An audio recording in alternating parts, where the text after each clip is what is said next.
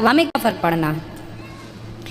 और ये हमारे जो आज के नौजवान भाई हैं ना, ये सभी लोग ये नहीं कर रहे हैं। कुछ लोग हैं जो सनातनी नहीं हैं, अन्य मजहबी हैं, अन्य लोग हैं, वो बना बना करके और फिर यहाँ प्रेषित करते हैं, पेस्ट करते हैं। और ये लोग जब सुनते हैं तो उनको लगता है यही बात सही है। गलती सनातन की नहीं है। सनातनी रावण भी जब आया सीता माँ को चुराने तो साधु बनकर ही तो आया। तो हमारे सनातन धर्म में अन्य लोग कब हिंदू का चोला पहन लें और कब हिंदू का चोला पहन के हिंदुओं को ही बदनाम और बर्बाद करने का षड्यंत्र रच दें, ये वो लोग कर रहे हैं। और हमें क्या लगता है हमारे अपने कर रहे हैं। हमारे अपने नहीं कर रहे हैं, ये वो लोग हैं जो सनातन विरोधी हैं। वो लोग क्या है, आजकल सोशल मीडिया का ज़माना है, वो हिंदुओं के नाम से अपनी आईडी बना लेते हैं, फेसबुक, सोशल मीडिया में जो भी है, इंस्टाग्राम में, और वो अपनी हिंदू नाम की आईडी से फिर ये संतों की मीम्स डालते हैं ताकि हिंदू लोग जुड़ें और वो समझे कि अच्छा ये गलत, देखो ये कह रहे हैं। वो ये नहीं समझते कि इसके पीछे षड्यंत्र उन दुष्टों का है जो हिंदू बन करके और वो हिंदू संतों का मजाक, जिनका काम ही है अच्छी चीज़ ना देखना, कोई भी बात को पकड़ के उसको गलत तरीके से प्रस्तुत करके और उसका मजाक बनाना, ताकि संतों के प्रति सनातन की श्रद्धा ना जागने पावे। इसलिए यंगस्टर्स की बात कर रहे हैं, युवा पीढ़ी की बात कर रहे हैं। 2-3 सवाल हैं जो बहुत ही आजकल चर्चित है। पहला तो सबसे पहला है कि शादी से पहले लोग कहते हैं कि मुझे अपने पार्टनर को जानना है। लिव इन रिलेशनशिप का एक कॉन्सेप्ट है, शादी से पहले साथ में रहना और जानना। कल्चर है, अमेरिका में ऐसे ही होता है, लंदन में ऐसे ही होता है। एक्चुअली भारत अब भारत रहा कहाँ। अब भारत को ना होड़ लगी है कि हम भी अमेरिका की तरह बने ना। भारत कभी अमेरिका नहीं बन सकता। अमेरिका और भारत में ज़मीन आसमान का अंतर है। अमेरिका के वहाँ ग्रीन कार्ड होता है, जैसे हमारे यहाँ आधार कार्ड होता है, ऐसे वहाँ का ग्रीन कार्ड होता है। उस ग्रीन कार्ड में वहाँ की माता का नाम तो है, हमारे यहाँ आधार कार्ड में आपके पिता का भी नाम होता है ना, माता का, पिता का। लेकिन वहाँ अमेरिका, लंदन के जो वहाँ का आधार कार्ड है, वहाँ का सरकारी, उसमें बाप का नाम नहीं होता। आपको पता है ये बात? नहीं, वहाँ बाप का नाम नहीं होता। क्यों? क्योंकि बाप कन्फर्म ही नहीं उन लोगों का। शादी 18 साल की लड़की होती है, फरार हो जाती है अपने घर से, 2 महीने इसके साथ, 2 महीने इसके साथ, 2 महीने इसके साथ, ऐसे वो लड़कों के साथ गुजारती है, कमाती खाती। आज लड़का इसको बदला, इसको बदला, इसको बदला, इसको बदला। अब ऐसे में वो प्रेग्नेंट हो गई, पता ही नहीं चला कि किसका बच्चा है।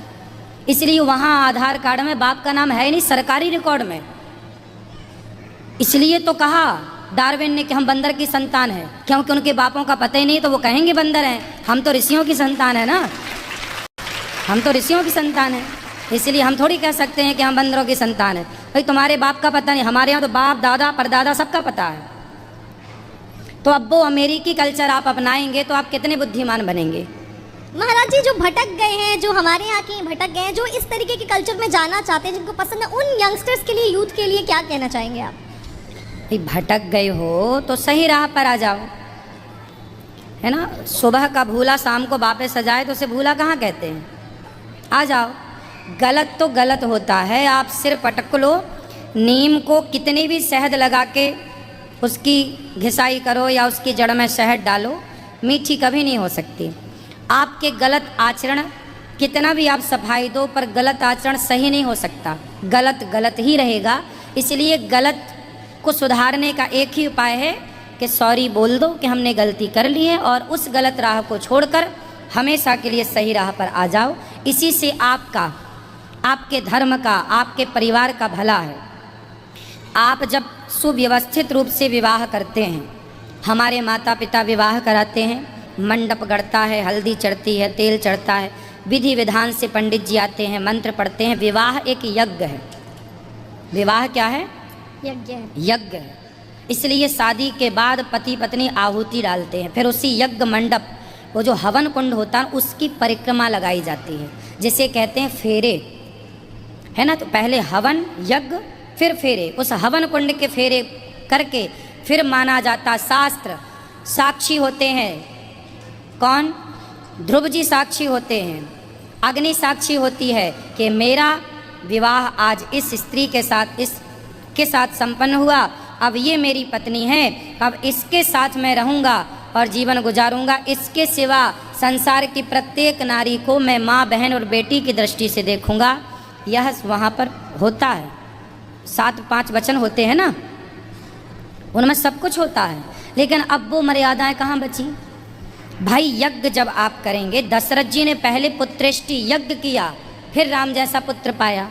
जब आपका गृहस्थ यज्ञ से प्रारंभ होता है तो एक श्रेष्ठ संतान होती है आपकी। अच्छी विचारधारा के माँ बाप होंगे तो अच्छी विचारधारा की संतान होगी। अब ये लिव इन वाले संतान पैदा करेंगे तो इनकी संतान कैसी होगी?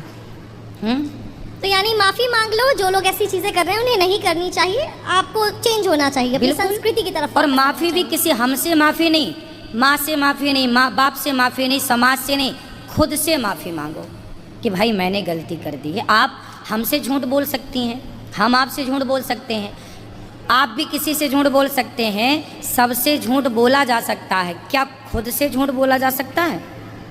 इसलिए अपने से माफ़ी मांगो कि मैंने गलती की है, अपने को माफ़ करो। क्योंकि आप सबसे कह दोगे कि नहीं जी हम सही हैं, पर अपने से कैसे कहोगे? अपने को मुंह कैसे दिखाओगे? तो अपने को सॉरी कहो और गलत राह छोड़ के सही पर आओ। सब भाइयों को राधे राधे, जय श्री कृष्णा। आज गुरु जी क्या कह रहे हैं इस पर थोड़ा ध्यान दीजिएगा, क्योंकि सनातन का साथ देने वाला कोई नहीं है। अगर अभी भी हिंदू नहीं जागेंगे तो बहुत अनर्थ हो जाएगा भाई।